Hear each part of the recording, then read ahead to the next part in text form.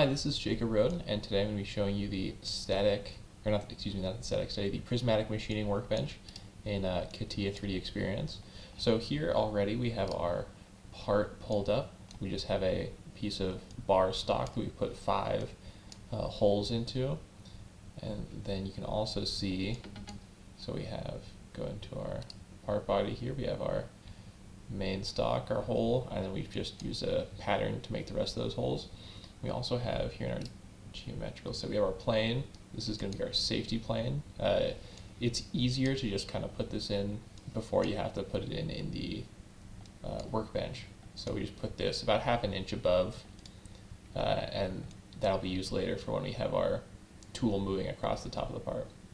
So next we want to go, and I already have it favorited, but obviously if you don't, you'll have to go search for it. We're going to open up prismatic machining. And then just like static study, this will open up with a wizard or an assistant that'll kind of be able to walk you through everything.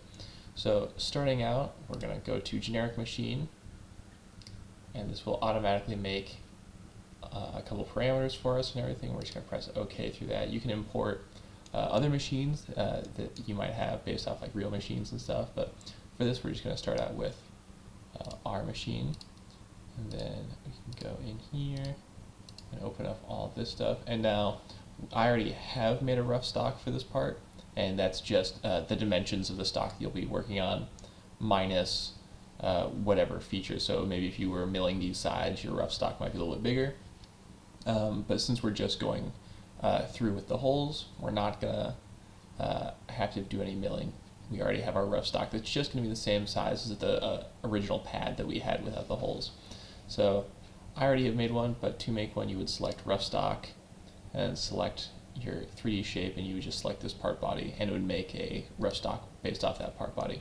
But for now, I already have one selected. So then we'll do edit part operation, and in here we're just going to have to select a couple things. So obviously we're going to be doing aluminum, we're going to be doing some drilling, and the quality will just be roughing. Obviously you have a couple of different options here, and this will help select your feeds and speeds.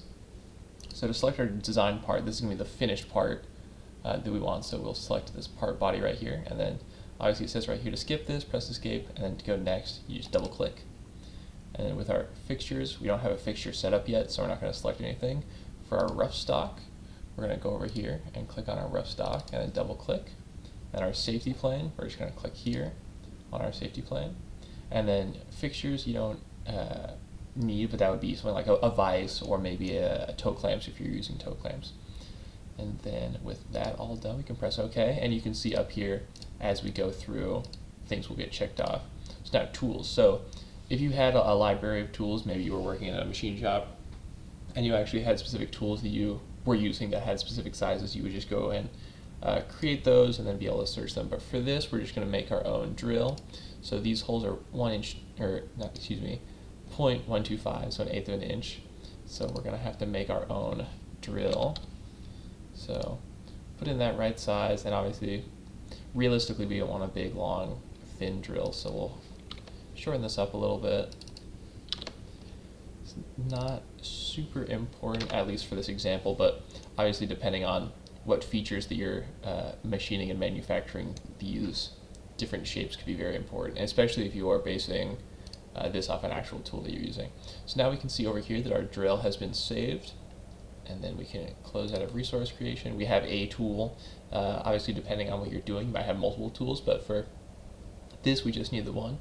So then we have feature recognition, which is optional, but this would automatically search for features and go in and program those. But we're going to go straight to programming. Here we're going to be doing our axial machining. And down here we have drilling. And then this will also kind of bring you to another wizard. So select the parameter. Obviously there's a couple of different options for deep hole, break chips, dwell. We're just going to do on normal drilling, and we can press OK right there.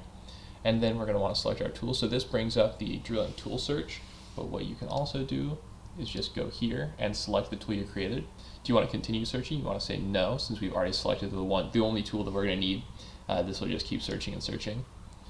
And then we're in geometry, so what we want to do is, you can do this by going into the part body and selecting the holes, or you can go in here. Remember, if you are going to do it just from the primary window, you want to make sure you're not selecting the top, you want to be selecting the inside, but you can also just press hole and then rectangular pattern, and it'll number all of those. And then it's the same escape or double click to go next. So then here we're in the drilling kind of cycle menu. So obviously here we need to select some of our parameters. So we have the top of the hole is going to be this top plane, bottom of this hole is going to be the bottom plane, and then the check plane right here, which you can kind of see in this diagram, we'll put up right here where the safety plane is. And then you can also offset this, but we are not going to be doing that. Down here in parameters, fixed axis, so we don't have anything else. Top element, closest, all this can stay the same. Excuse me. And then we have origin, offset, extension.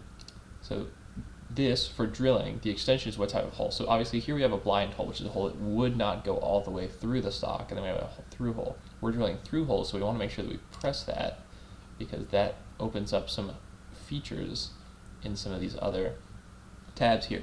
Now we can also see there's check marks on these tabs. Now, usually when you start this up, these won't all be checked off already, and you'll have to make sure that you can go through and fill everything out so that they will be checked. So here we can see our strategy. This is machining in main. So we have depth mode for this. We're going to do by shoulder to make sure that the depth is going to the shoulder and not the tip right there of the drill. And then drilling mode, drilling from the tool assembly, approach clearance. We'll increase this to about 1/4 inch. And then breakthrough down here. And if you didn't select through hole, you wouldn't be able to choose breakthrough. Now breakthrough is how much further down through the bottom of the stock that drill is going to go. And we're going to have that go 1/8 extra to make sure that it fully clears that hole and maybe gets rid of any burrs that might be down there. And then other compensation things. Now here for macros, we're going to have to build our own macros, and depending on how kind of far through this you are, you might have some macros made and stuff, but here we're going to select our add axial motion to plane, and obviously we can see that from this plane it's going to move down to the part. We're going to click on this pink plane and we'll select our safety plane. Once it's highlighted green, you're good to go. You're going to do the same with retract, build by user, press edit, do the same thing, add axial motion up to a plane. Now this is, since it's the retract motion, this is going to go up from the part of the stock up to a plane. Going to select that plane, select our safety plane, press OK, and then clearance will be to safety plane, which is already built. Linking retract, build by user, going to be the same story here.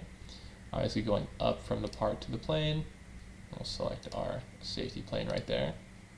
And then linking approach is also going to be same story. And obviously depending on maybe what work holding you have or what kind of fixture you have, you might have to go in these and be a little more specific about, maybe if you have a part that has some kind of central post, you might have to change how that approach and retract works to make sure that you're not going to be colliding with anything.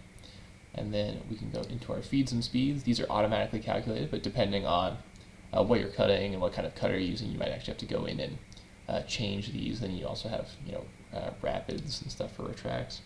And then this is just the cycle syntax, so the actual kind of programming that goes into it.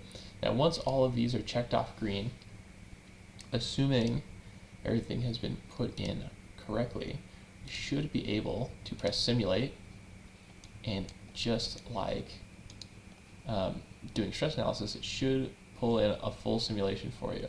Now none of these lines are red, which means that there shouldn't be any errors. All green and blue, which looks good. Obviously up here we can see our drill, and then if we go in here we can try and slow this down a little bit so that you can see, it's going a little bit quick, but you can see those holes being drilled and everything. Here we have our tool path, so we can see it's going to take about 28 seconds to go through and drill these 5 holes. Now obviously if you change your rapid speed, you'd be able to probably raise that a little bit. So it's still taking time to drill through, but maybe once it is done drilling, you can wrap it up out of the hole and over more quickly, so that then you can speed that time up.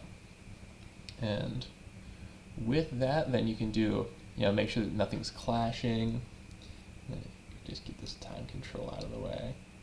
You can do your collision checking, you can do your computing your tool path, and then you can take that code and everything and generate it to NC code, which then you could put in your actual mill or machining center lathe, depending on what kind of machining you're doing and what kind of part you're making.